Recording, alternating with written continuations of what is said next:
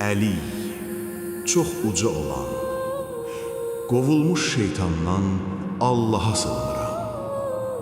Rəhman və Rəhim olan Allahın adı ilə.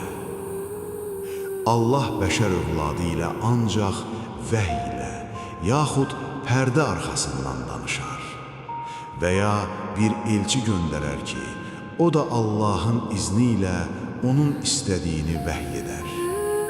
Həqiqətən, o ucadır, hikmət sahibidir. Bütün aləmləri yaradan, kainatın tək hakimi olan Allah ucadır.